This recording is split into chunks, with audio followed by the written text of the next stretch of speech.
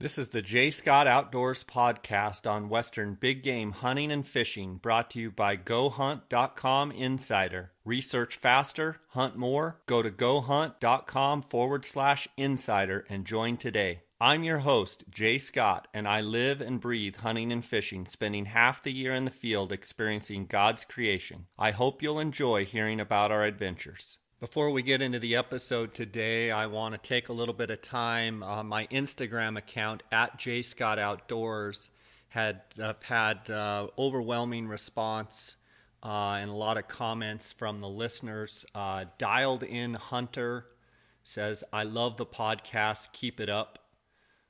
Get.grit says, "Great podcast. The episode with GoHunt.com got the wheels turning in my head. Can't wait for more upcoming episodes." Mr._Sparasha, "I came across your podcast. Keep up the good work. I got a late start in hunting, but I'm trying to learn as much as I can, and thanks for the help." And Colton_Johnson, "Listen to some of your podcasts today, man. They are awesome."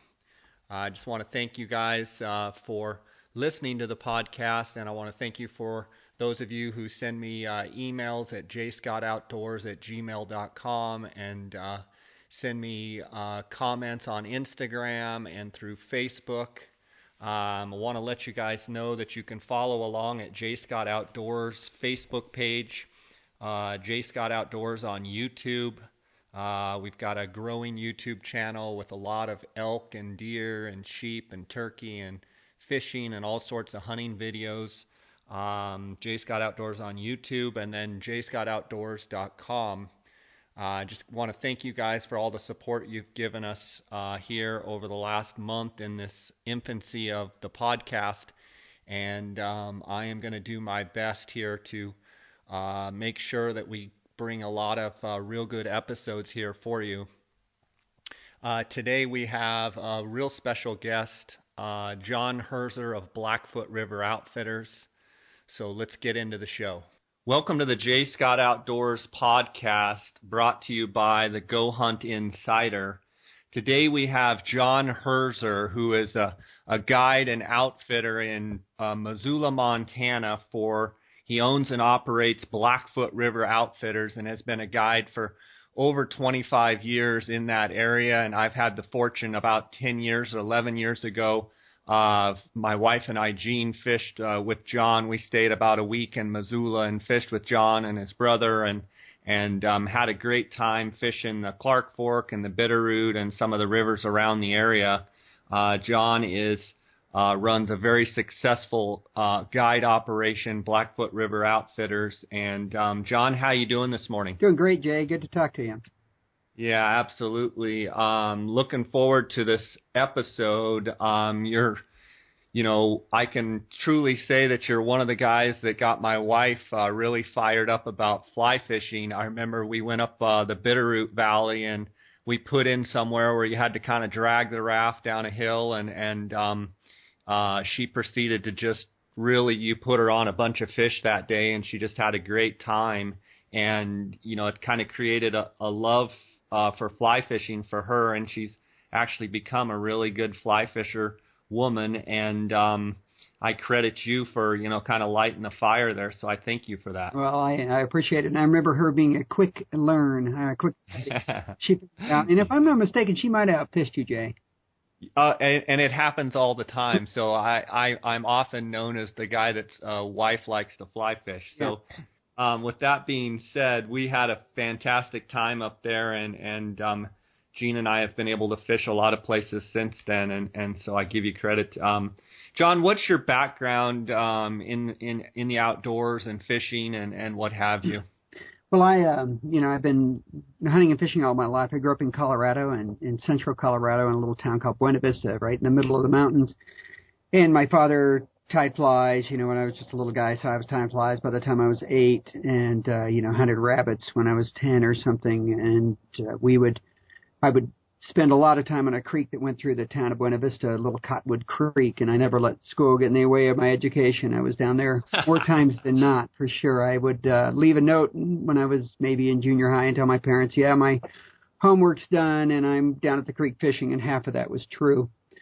So, yeah, I spent a lot of time in Colorado growing up in a hunting and fishing environment with my family, and we did a lot of camping, a lot of backpacking in the high lakes. And then I moved here, I guess, in 1990 with my then girlfriend and now wife, who is a partner in the business with me, Terry. And, you know, we loved Colorado, but boy, being in Montana, we were on Rock Creek one day, and in February, nobody fished Rock Creek then in the winter, and there were about 60 head of sheep on one side of the hill, and about 140 elk poured over this ridge in the evening toward us, and a moose walked across in front of us. We caught about 80 fish out of this hole. Literally, it was ridiculous, nymph fishing. And she, you know, I looked at her. I said, "Why would we live anywhere else?" And so that's when we moved here, and the rest is sort of history, I suppose. So I've been guiding here for about 25 years. We focus on. I used to be a whitewater guide too. I was a whitewater guide in Colorado and around in some various places in the world on the Zambezi and all across the western United States. But now we just. The worst thing that can happen now is people don't catch a fish, and they might think it's going to kill them, but I know it's probably not like Class 5 whitewater. That might actually kill them. We focus on fly fishing around here now, and then on my off time, I just go bow hunting, you know, and that's my passion. So I love to fish, but I live to hunt, and I haven't pushed that limit to make that my business, too, because I don't think it's quite the same. Sure, absolutely. I understand what you're saying. Tell me about the waters you fish around there. I mean, having been to Missoula, there's a lot of options. So maybe tell me about all the different waters you fish right out of Missoula there. Yeah, that's a great thing to point at, because out of Missoula, leaving our shop right here in downtown Missoula, within an hour and a half drive, we can go to over 400 miles of floatable, fishable water. That's not including all these little side creeks that you can't put a boat in, and lakes that you can hike into and things like that. So it's a pretty special place. But the primary rivers that we float are all tributaries of the Clark Fork. It's actually the Clark Fork of the Columbia. We're on the west side of the divide, so all the water runs out to the Pacific here, as opposed to over on the Missouri, which all that stuff runs Atlantic and Mississippi side, right? And sure. Those would be the Clark Fork comes in and meets the Rock Creek at about 20 miles out of town, just east of here. At just a few more miles closer to town, about 15 miles out, then the Blackfoot meets the Clark Fork, and then right in town, the Bitterroot meets the Clark Fork. And every one of those rivers has at least about 80 miles of water on those to fish. And then the Clark Fork extends on down below Missoula, heading west and north to the Idaho border for another 120 miles. So those are the primary floating rivers that we do, but we also have permits for just about every river in the state. I mean, I think I counted this up one time. I think I have historical use on 21 waters in the state. And, you know, the Big Hole, the Beaverhead, the Smith River, which is a beautiful 5-day, 4-night camp out, really exceptional trip. We have permits through the Alberton Gorge, which is kind of a whitewater section of the Clark Fork just below Missoula. We have wade fishing permits on Upper Rock Creek, which there's only, I think, 3 or 4 of those. So we have the ability to go to a lot of different places in addition to just these places right here in Missoula. Absolutely. Fantastic waters, beautiful area. If you had to pick one that you said, this is my favorite float, this is the river that, if I only could choose one, could you pick one, and which one would it be? Well, I guess, I'm partial to the Blackfoot. That's the reason we named our company Blackfoot River Outfitters, because it just has such a variety of water. I mean, I love fishing the Clark Fork, but it as you know, most of these rivers around here have distinct qualities for each one. The Bitterroot is more undercut banks and log jams and riffle runs. The Clark Fork's big, wide, slow-moving stream, more similar to the Missouri.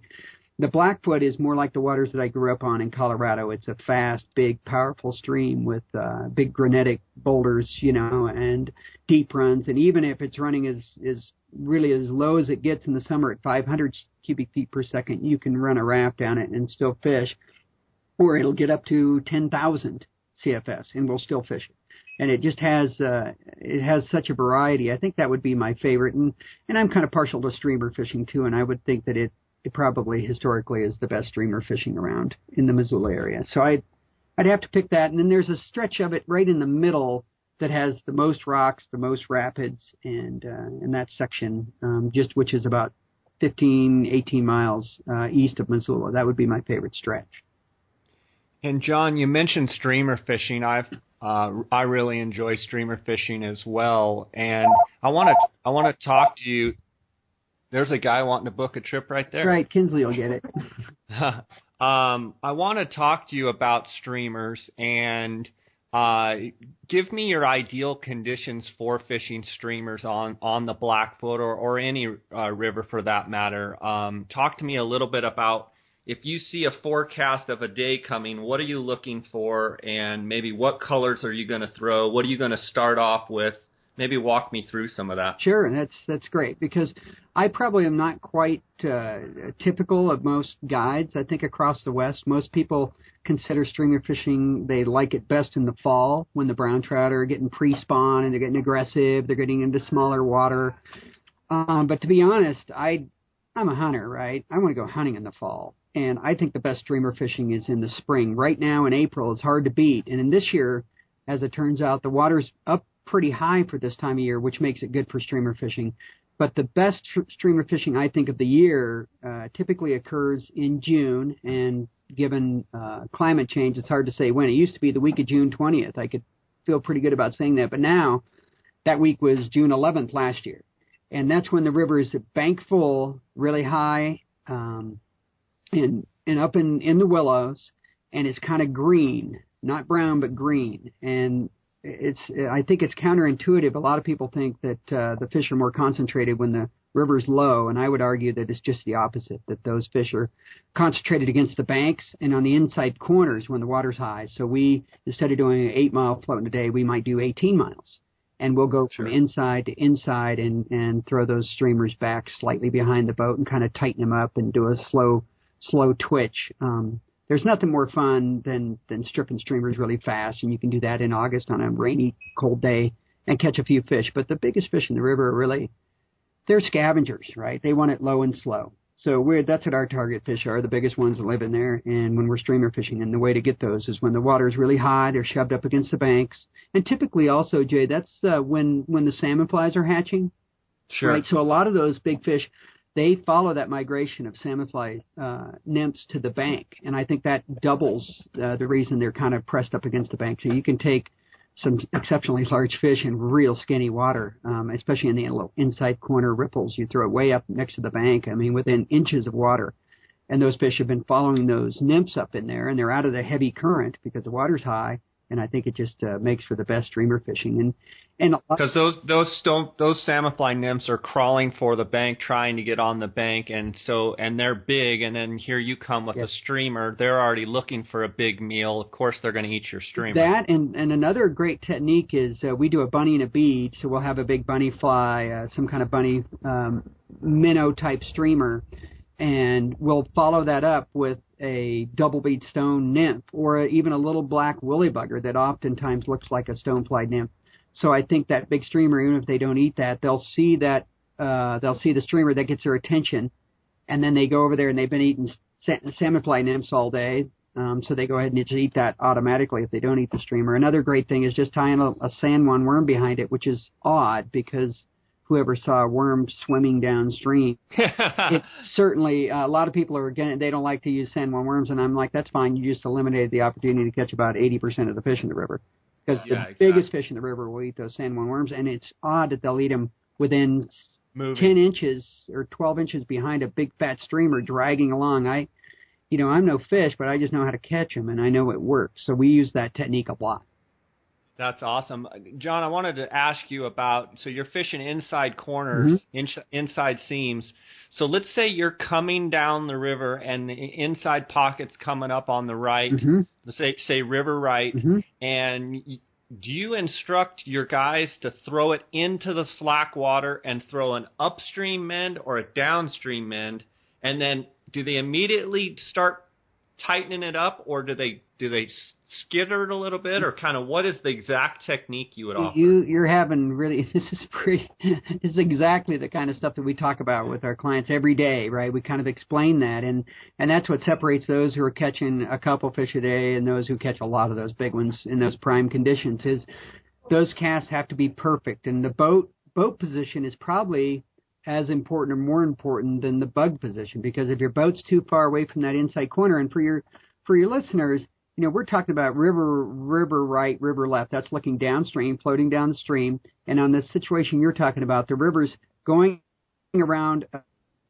a bend and it's circling into the right side. Most of the current's going to the left side of the river, and the softer water, the slower water, is on the right side. And getting the boat into position, slowed down to the proper speed so you can pitch those just in there where you're saying, in that slow water and high up on the ripple. Right. Right up in the pocket, right in the corner, right? What I call trap. Yeah, where the water in the back eddy is coming back up and touching the ripple. And that's where most of the food, this is just like bow hunting for whitetails, right? You want to find the best, most productive spot that funnels those whitetails into the skinniest spot, and the pinch point, right? I mean, I want to put my fly exactly where the best possible chance is, because really it's a matter of statistics, just like bow hunting. I want to be able to make sure that fly is in front of the most fish most of the time during the day, and the way to do that is right in what I call that trap, where the back eddy's touching the current going downstream, and the further up in there you get it, the better off it is, and then just tighten it up straight away. And I don't really strip it out fast. Late in August, when we're fishing smaller streamers and we're moving them real quick, that's fine. Those fish are more aggressive. But when the water's high, or in the spring like it is now, typically you want it low and slow. So all we do is tighten it up, maybe give it a couple bumps, and then let it glide. Then a couple more bumps and let it glide. And the takes on those, is it a subtle, real stern take, or is it is it just a tightening of the line and boom, they're on? What kind of? We can't legally fish for bull trout here in Montana. I don't know, or in this part of Montana you can, but incidentally you're going to catch some. And the bull trout a lot of times will just grab it and just hang on, right? So you just almost like you're snagged. Like you're snagged, exactly. I tell people, don't trust a snag, set every time. And we use heavy tippet. We're using aught tippet, which is like 15-pound test to the first fly, and at least 10-pound, maybe 12-pound 1X to the second fly. So you're going to dull some hooks up. You're going to lose some bugs. That's just part of the game. But you want to lean on them pretty good. And the brown trout typically will smack it pretty hard. And the cutties around here, we have wonderful west slope cutthroats and native fish, really aggressive predators. And they get on it pretty hard too. They're chasers. They like to chase down bait and hit it pretty hard. So the cutthroats here, especially on the Blackfoot, are really aggressive predators. So in that period of time when that we're talking about, right off the bat, first thing, first fly, what color is kind of your go-to? I start with this color. I like kind of natural streamers, and I always double down. So I'll either have a lighter colored streamer and a darker colored trailing fly, or vice versa. And I don't know that it really matters unless I know there's a lot of salmon flies out. Then typically I go with a lighter streamer, being yellow, tan, white, and lighter and brighter, I should say. And trail that up with a darker nymph, or a little black bugger, brown bugger, something like that. Maybe even a double bead stone. So I that way I hit both bases. Yeah. Yeah, and I know from taking my buddies and stuff downriver when I'm floating and they're fishing streamers, a lot of times you have to kind of get on them to say, look, you need to throw that, say you're moving now, you're moving, you need to throw that where it almost hits up on the bank, and you're going to lose a fly or two, or you're going to have to, pull a tree out, with the Odex tippet that you're using. But those fish are laying in those soft pockets right along the bank because they're trying to seek shelter, and that's the only place they can get where they can still feed and not exert a lot of energy. Do you do the same thing with your clients as far as tell them, get them right on the bank? Dead on. I don't know if you remember, but I'm pretty type AAA guide, right? When I'm telling people to fish, I mean, I basically am fishing vicariously through them. I mean, I'm telling them every cast, when to tighten up, mend downstream a little bit, and then sometimes we'll have them, instead of mending upstream, the problem with people want to, let's say it's a little deeper run, and you mend upstream, well, then they might, they're not going to see the strike if they get it, because most of this is feel, right? It's not visual, it's feel. So you strip it tight and then just kind of lift the line, take the fly line out of the water a little bit and just lift it up and drop it down nice and light so you still stay tight to the flies, but they can sink at a little better rate. And I mean, when I'm guiding, I talk people through literally every cast, and I tell them once they get sick of me, then they can just say, John, shut up. We want to relax for a few minutes. And that's okay, because really I figure my job is to do whatever I can to maximize their opportunity, and that's what we do. Yeah, that's awesome. And typically on that streamer setup, how long of a leader are you fishing, and are you using a floating line or sinking line? These are great questions, Jay. We rarely, because we're fishing out of boats, we rarely ever put a sinking line on it. If anything, a 5-foot sink tip. I know we sell some of these little Orbis streamer tips. They're 5 feet, I think, maybe 7 feet. Anything more than that, as I mentioned earlier, it's all about getting your fly to the fish every time. And if you have a full sinking line or a 10 or 15-foot head, hell, by the time you've got that back up into the guides where you can cast it again, I've already put three shots in there on the sweet spot. So we're using all floating lines. And another thing, we fish uncomfortably close to the fish. So we use short leaders. 9 feet would be maximum.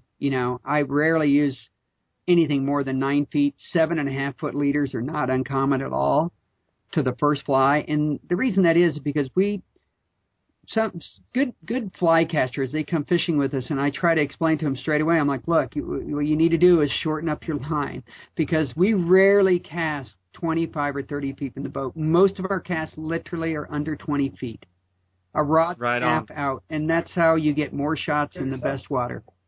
Because don't you feel like the closer you can get, the more efficient your shot can be, and the quicker you can pull up and hit it again with another shot? Because, I mean, you tell me what you think, but when I'm streamer fishing, a lot of times it's just cast, 1, 2, 3, kind of bam, recast, 1, 2, 3, kind of, and keep moving. And you keep moving. If you can get an inside where you get you're just on that inside current line, and maybe it's just going right down the seam, then maybe we'll leave it in there, right?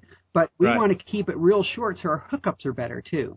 And along that line, I will mention that I wasn't real hot on these double hook streamers, but we've done some little tests lately, and I'm telling you, they hook more fish.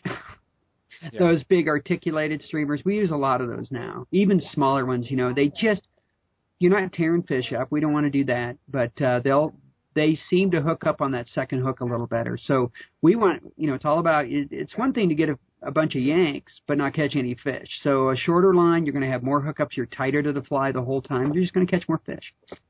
What would you say to someone that's streamer fishing and they're getting a ton of follows and bumps, but they're not actually getting hookups? Would you tell them to switch flies? What would you tell them to do? Yeah, try that the double hook streamers, or chances are they're using a single fly. A lot of times we get that, they'll come up and I can see them when the water's clear, and I can see them come up and they just kind of hit the streamer. They don't strike it. They're just bumping it. And you can feel that because these rods are so amazingly, the finesse of these rods, you can feel anything on them, right? But they're not really grabbing it. So then we'll put on a small little black bugger or a little olive bugger behind it, something a little smaller, maybe that San Juan worm trailer, and that tends to get them to grab on a little tighter. So that's, if we're getting strikes and we're not hooking them up, we put that second fly on there, which I always do anyway, or we'll try that double hook streamer, which those things work really well. Absolutely. Great stuff there. John, what's your thought on you're putting on the second fly. Are they then hitting the second fly, or does it just make them hit the first streamer harder? You're talking about using two. Do they hit the second one more, or are they just grabbing onto that streamer harder? No, I think it does both. I think that the second fly, it's amazing. We can fish one fly, and you'll get a certain number of fish to eat it. And you put a second fly on it, and you tend to catch more fish on both. Gotcha. I mean, I'm a real fan. The only time I really use a single fly is if I'm stripping really fast, more midsummer, late summer kind of streamer fishing, which is very kind of weather specific. Then you kind of need, typically you need windy, rainy, hail kind of conditions to really get them active where they're chasing it. And then you can actually use maybe even a mouse or something on the surface. But most of the time I use 2 flies unless I'm stripping really fast or I'm fishing really tight with dry flies right up against the bank, and I don't want anything to have any drag issues with a second fly. Other than that, we just use 2 flies all the time. It just works. And Yeah, it just doubles your chance. I mean, you teach them to take their time with their back cast, and it shouldn't. A lot of people are like, oh, I don't like to use a dropper or something. It really is just a matter of teaching people to be a little more timely on their back cast and relax, open up their loop a little bit, and you shouldn't get tangled any. Yeah, awesome stuff. When I fished with you years ago, you were using a little fish release tool. I think you were making them out of wine cork. Oh, yeah. And good. Literally, you would bring a fish to the boat and reach down. It slides down the line, and then you just pop it, and it was awesome. Yeah. Are you still using We that? are, and we're trying. I've got a big bucket of wine corks just this spring on our list of things to do, which never gets done. Because we're always putting out fires. We were going to make a bunch of those and just have them in the shop, and we might have some of those, but it is single-handedly, and this is, now Jay, I don't want to for a second take anybody's thunder here. I did not develop that. There was and I don't know who this guy is. He guided years and years ago on the Mackenzie River, and that was his design, and I've seen a couple, there's a bunch of different things out there, the catch and release and some other stuff, and they work to a point, but this little tool you're talking about, they're easy to make. You take a wine cork or 2 if you'd like, take some gauge, and I should know the exact gauge of the wire, but a aluminum welding rod works pretty well. If you're on a tailwater and using a lot of small nymphs, just a clothes hanger wire works great. That's the perfect size. But for most of our fishing, we use from size 16 up, right, all the way to 2s. So we want one tool to use all that. That's the problem I have with the little catch and release. Sometimes we use these great big foam flies, and they just don't go around it. This thing, you just take about 8 or 10 inches of that wire, stick it right through the cork, all right? Make sure you haven't just consumed all that wine right before you do it because you run it through your hand. If you cut it with a pair of wire snips, it'll come at kind of a sharp point, and just run it right through the wine cork. And if you want a bigger handle, you can put it through 2 wine corks, right through the middle of them, and then take a pair of pliers and bend the back end over really tight, like just about the size of the front of a pair of needle nose pliers. So when you pull that down into the cork, it doesn't spin. So at this point, you would have, if you did a double cork one, which I like, it gives you more room for your hand, you'd have 2 corks on a wire with the top end of it bent in and stuck down in the top of the cork. And then you just have a straight piece sticking out of these 2 cork handles, and it won't spin because that little piece has been over. And then just take and bend that wire around and leave about a 2-inch or 3-inch loop, and it just kind of comes up against the straight piece. You just bend it back around on itself. It's kind of hard to explain, but it is pretty simple. And as you mentioned, what's great about this is you just drop that right onto the leader, and I actually grab the leader and slide it right down to the hook. And when you do that, obviously we never use barbed hooks, so we always use barbless hooks. So as soon as it touches the hook, you're actually lifting that right out of the fish's mouth. It just falls off instantly. And if I don't have that now, I feel like I'm fishing naked. I've got to have that in my hand every day. It's just critical, and for us, we use a lot of big flies, right? So we don't want to tear these fish up. So it's just critical that we don't handle them. Shocked at how well it worked. I might have you send me a photo of that, and when I post this episode up, maybe I'll include a photo there and with the links there to your shop and such. That'd be Tell me about your fishing conditions now. How are things going? What is hatching? What are the fish doing? What are the flows? What's going on right now on the waters you're fishing? Well, as you know, Missoula it's only at 3,500 feet in elevation here, which coming from Colorado, which is, I think the lowest it ever is, where I used to fish was at 7,000 feet or something. So we have the best, even in Bozeman, for instance, they're at 6,000 feet. So they have a lot more cold weather than we do. So our fishing starts typically about mid-March and runs through the middle of October. But right now we've been fishing dry flies really pretty much every day since March 11th or 10th. And that's been I'd say this has been the best dry fly spring I've seen in years, and the reason is the water is a little higher. We haven't had any snow in Missoula for 9 weeks, and the low snow has melted off. So bump the rivers are usually up. The Bitterroot, for instance, usually about 800 cubic feet per second, but now it's running 16 to 2,000. So that makes for better dry fly fishing because those fish aren't so nervous. When it's running 500 or 600 or 800, they're really nervous and they're hard to catch. And and it gets hit hard. Now realize a lot of people in Missoula and the valley here in the Bitterroot Valley, they know that the fishing is so good in the spring that everybody's got the fever and they all are done skiing and they want to go fishing. So these fish get hit pretty hard. And there's a squala stonefly catch. I think if I remember right, when your wife and yourself came out, you were fishing the golden stones and the yellow sallies. Yes. The squala is very similar to that golden stone that we were fishing, but just about one size smaller and more of a dirty olive to slate gray. And they are an early stonefly. We have 2 or 3 other smaller, lesser stones that are hatching right now as well. But the squala is the big one that people really key on. And then when I was on the river day before yesterday, we had these big squala stoneflies. We had a lutridae, which is a little brown stone, kind of a thin needle stone.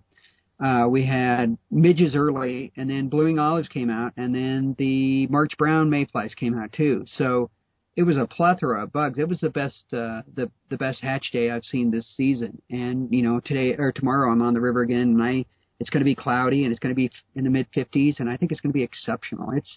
It's been, I would have to say, the best dry fly spring I've seen in 3 or 4 years. That's awesome. How long do you anticipate that staying like that, or maybe until the runoff starts? How long will you have where the fishing will still be lights out? Well, what's going to happen, Jay, is here at about the 3rd week of April, we're going to even have more bugs out. All those bugs I just mentioned are going to be continuing to come on. There's also, which are probably happening right now on the lower Clark Brook, but not as much on the Bitterroot and the Blackfoot, are the big amyletus. It's a great big gray drake, literally like a size 12. You can use the size 12 parachute Adams. It matches it perfectly. Those will be coming out, but the shortcoming with that is the 3rd to 4th week in April you get, then that's spawning time in Montana, right? So most of those rainbows and some of the cutties, they're already going up the creeks to spawn. So you're actually fishing to a lot smaller segment of the fish. Yeah, right? There just aren't as many fish there. So it's kind of frustrating for some people. They'll come in early May, and there'll be beautiful hatches all over, and we'll get a few big browns, a couple of rainbows, a couple of cutties, but they just aren't many fish there. This year I don't anticipate, so I think we'll see a slowdown just because the fish aren't in the river. But I don't anticipate much of a runoff. I didn't look. I meant to try to check the SnowTel report, that tells how much water content there is in the snow here. I was going to do that yesterday, and I didn't get a chance to. But my sense of it, we've got to be running around 80-90% of snowpack now for annual, as opposed to the annual history. Sure. And boy, I think we're going to see an amazing salmon fly fishing this year, right in the last week of May, early June, when a lot of times we're high and muddy, and I don't have a crystal ball, right? I mean, normally, who knows? It could snow for the next 3 weeks and we could go 150%. But the way things are looking right now, I think we're going to see some really good salmon fly fishing, maybe the best we've seen in years, because many times 3/4 of salmon flies hatch is during high water when it's muddy and you don't catch any fish. Sure, absolutely. Real good chance this year. I think that's one of the common themes across the West is one of the best hatches of the year happens at high water and the water's off color. And while those fish are still in pockets feeding and such, it's, everybody can't just go out and catch fish. Yeah, really. The good guides can, but it definitely, high water definitely puts a damper on that. It's really tough. Those green drakes hatch then too, right? Yeah. You don't ever get, I'd say 1 out of 4 years do we get good green drake hatch, or green drake fishing because of the high water that we're speaking of. But this year, boy, I really am looking forward to it because I think that we could see some really good green drake fishing too. That's awesome. And then so once runoff happens, and then you've got the big salmon fly season, and then what do you transition to, timing wise, most of on an average type year, or a year like we're going to have here, which is you're thinking it's going to be a little bit less than 100%. What kind of transition do you have then with your progression of hatches? Oh, right, immediately following the salmon fly hatch, and even as it tails off, then the golden stones and the yellow sallies that you all fished here a few years ago, those are going to be coming out along with the pale morning duns, the little PMDs, and those are going to happen no matter what. Now, if the water gets really low and clear, it could be a little trickier to catch fish on those, I think, because that's a really popular time. I would say July is our busiest guide season, and there's a reason for that. It's safe, sure. Right? The water is going to be down. There's going to be hatches. And then so through about the third week of July, that stuff should continue on. And then kind of in the summer, now this year we're a little nervous because we don't know what our snowpack's going to, what it's all going to hold. But then you kind of lose hatches. Toward the end of July, then those hatches just kind of dissipate. There's a nocturnal stonefly, big golden stone that hatches all summer, and sometimes they'll eat that. But then it turns to more hopper fishing, kind of attractors. We use a lot of long droppers, big fat prince nymph or a Montana prince, or the San Juan worms don't work as well when the water gets warm, so that kind of turns off. Yeah. But then we use a lot of dry dropper fishing until later in August when we get the tricos.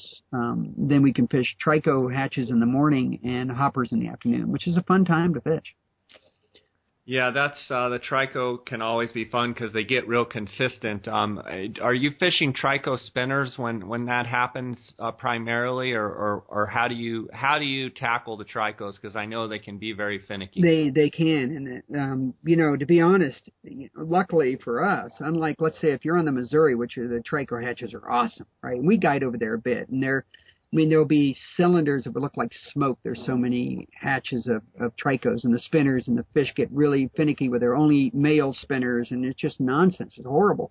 So hard. But here, they're typically pretty easy. We're more meat and potatoes. If I can put on a parachute trico in most situations, as long as the body's thin on it, it's going to catch fish. And then we can even put a little hopper just about like a number 12 or 14 hopper about 15 inches in front of it. And then we can, even if we can't see the fly, if we want to use a spinner, then we can still see when, the county rule applies. Anything within the county of the hopper eats, it's on your spinner, and you give it a little lift, and you've probably got them.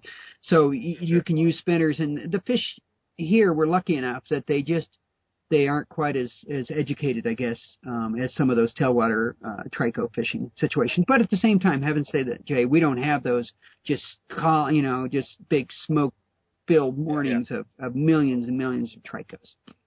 Yeah. You do have incredible fishing there, lots of water to fish, just abundant hatches all throughout the year of your fishing season.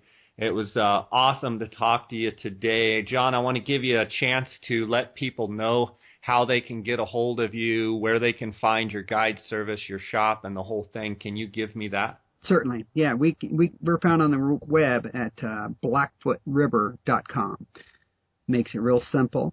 And through there, people can order stuff. Hopefully, we'll have some of these little hook releases. I'm not going to guarantee it because I thought it was going to happen the last 2 months, but it hasn't. But we should certainly talk later about getting you a picture of those because I want people to use them because it's good for fish, and that means it's good for us, and it's good for everybody, right? We don't want to hurt those fish. And one thing I wanted to mention too, Jay, I don't know, I haven't had a chance to really review all your podcasts to date, but I think it's really important that people know that in Missoula, and in Montana, these are all wild fish. So all the fish that we're catching, they're completely wild. There's no stocking in the rivers of Montana. So it's pretty awesome that we can go down the Blackfoot and you catch a 22-inch brown trout. Those are kind of those top-end browns, and it might be a 7 or 8 year-old fish, maybe a little more, and that thing was born and bred in the river and in the tributaries of those of the Blackfoot. It's pretty special stuff. Absolutely, and not only that, you've got brown rainbows, cutthroats. I mean, you have a wide variety of fish there, and the color of the fish there is amazing, and Montana is absolutely a real special place to fish for sure. Yeah. So Blackfootriver.com is your website, and then. What else? Where else can they? Phone number. You could reach us by phone. We have an awesome staff here. We really worked hard to get these great people that work for us, and they're savvy anglers. They're nice people. They know what they're talking about. They give straight skinny to anybody that calls. And the number What is that number, John? 406 5, or it's, yeah, 542-7411. That's 406-542-7411. Right on. And We have, also on Facebook or Instagram? yeah, we have a Blackfoot River Outfitters page on Facebook. We keep that up to date pretty much 2 or 3 times a week, maybe 4 times a week, with all the happenings here. We have a blog on our website that we try to keep updated. It gets busy and sometimes we don't keep it up. But if we have an exceptional day or we want to show somebody some new techniques or something, we usually put a blog post on there. Usually our Facebook page is the best way to keep updated. People can just click on liking us, and then when we send stuff in, they get that information. Awesome. And I know for a long time you and your wife were doing videos, kind of fishing reports weekly, and are you still doing that? Yeah, those reports. So as it turns out, we're literally, as we speak, we're having our website completely revamped. So it's still up, but the new one's going to be really slick, really fun, real sharp. We have some local people that actually the guy that did my first brochure ever is doing this, and he's a real sharp guy. And so we're going to reinstitute that because we ran into some problems getting it uploaded. It just took too long. So he's taking care of that. So hopefully my guess it'll be early June before we really get those video reports up. But they're fun. I mean, I'm an easy target. My wife gives me a hard time. We talk about fishing and have some good laughs. So it's a good thing too. That's awesome stuff. There you have it. John Herzer, Blackfoot River Outfitters, Missoula, Montana. 400 miles of floatable, fishable water, and just all kinds of walk and wade, just Spring Creek type fishing and opportunities. If you guys are ever in the Missoula area, give John a call, and he has the best guides in Montana, and we've fished with several of them and just had a ball when we were there, and just a wealth of knowledge, and thank you for being on the show. And maybe I'll have to check back in a couple months and kind of get an updated report and talk to you again. And I just want to thank you for being on, and tell. I understand you're going turkey hunting maybe in a week or so. I wish you the best on that. Yeah, I'm going to take my son. You can't hunt in Montana until you're 12, but we can drive over the pass to Idaho. So we patterned his 28 gauge over and under last night, and he's a 10-year-old. That's awesome, John. Well, sounds good. Thanks for being with us. Thanks again, Jay. Really appreciate it. That was awesome getting to spend time with Blackfoot River Outfitters guide and operator John Herzer, good friend. Hope you guys learned something from that episode. Love fishing streamers, love fishing Montana. I wanted to end today. John Bingham with the Broadhead Brotherhood Facebook group is putting on a Shoot for Hope 3D archery fundraiser at Ben Avery. I'm going to cut into an interview that I did with him describing the shoot. Hopefully you guys can make it out there and raise some money. I want to thank all the listeners for listening, and until next time, God bless. Online, and they're doing a fundraiser for Shoot for Hope on April 18th at Ben Avery. It's going to be a 3D archery shoot. It's going to be a friendly, non-competitive, just for a good cause. John, how you doing today? Hey, Jay, I'm doing really well. Thanks for having me, man. I appreciate it. Absolutely. Why don't you tell me a little bit about this Broadhead Brotherhood Shoot for Hope benefit that's going on? Okay, just a quick history. Anybody who's been involved with the battle with cancer at the Cancer Treatment Center knows that they have a great group of volunteers out there, and that organization is a 501(c)(3), and they operate strictly on charity money. My wife was a patient there, so we wanted to do something to tell them thank you for all their hard work. And we decided, the best way to do it and stay, something archery and hunting related, we'd put on a 3D shoot. And we figured, April, everybody's kind of gearing up. They've got their notification that they have an elk tag and getting ready for deer tags and all that. So why not get out and do some practice at a bunch of good targets and get out, have a good time, enjoy the sunshine, and support a great group of people. That's awesome, John. Where can people reach you? Where can they hear more about the Shoot for Hope tournament, and how can they connect with you? There's two places they can do that. Where I'm leading up to the shoot, I'm pretty much, at least once a day, putting out information about where you can sign up and save $5 on pre-registration, and you can do that one of two ways. One, you can follow our Facebook page, which is Broadhead Brotherhood Shoot for Hope. And if you do a search, it should come right up on top. And also, you can join our group under the same name, Broadhead Brotherhood. It's a pretty large archery-based group, and it's people from all over the nation and a few countries outside the U.S. So those are the two main resources of where you can find information on the shoot. Awesome. And that's April 18th. Is that a Saturday? Yes, sir. April 18th. We're going to start at 7 a.m. We'll wrap up at 4 p.m. You don't have to be there right at 7 unless you just want to stay out of the heat a little bit. We'll run it all day long until the last guy goes through. It's open to all classifications, whether you're a traditional archer or an experienced compound bow shooter, or somewhere in between. It's going to be open for everybody. We're not going to discriminate at you. Non-competitive, fun. We'll give you a scorecard if you're one of those guys that likes to keep score. And the icing on the cake of this whole deal is I have probably over $5,000 worth of gear to raffle off to everybody, and that ranges from a prime bow, Hoyt Ignite, Kuyu, who I know you're a big fan of, Jay, a mule deer hunt out in Utah. So there's all kinds of really good incentives to show up. That's fantastic. I know you've got support from the Arizona Bow Hunters Association and other places. This is a great cause. All of the money is going to go back to the 501(c)(3). Is that correct? That is correct. There are some administrative fees that we have from Arizona Game and Fish because they're letting us use their facility, but that's minimal. Okay. And how many targets will there be at the course? There will be no less than 60 targets to shoot at. Great. Ranging from distances from, 10 to 50 yards? 10 to 50 yards, and then we'll maybe even further. As we're planning this, we're going to lay out the targets and just see what works out there. And awesome. We will have a long shoot competition.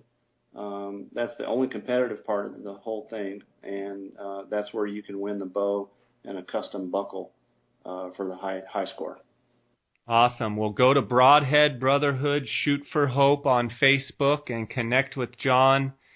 Join Broadhead Brotherhood Facebook group and show up on April 18th at Ben Avery from 7 in the morning till 4 in the afternoon. Is that correct, 4? Yes, sir. And have some fun, raise some money. It's going to be available to all ages, so bring the kids out, correct? Yes, sir. Bring everybody. Good. Bring everybody. Let's raise some money, and I want to thank you for doing this, John. And is there anything else that people need to know? No, that's it. I really appreciate you letting me talk about it, and I really enjoy your podcast, and I'm sure everybody else does too. Well, I appreciate the kind words, and let's raise some money out there. Broadhead Brotherhood Shoot for Hope, April 18th at Ben Avery Shooting Range. Thanks for listening to the J. Scott Outdoors Western Big Game Hunting and Fishing Podcast, brought to you by GoHunt.com Insider. Research faster, hunt more. Go to GoHunt.com/insider and join today.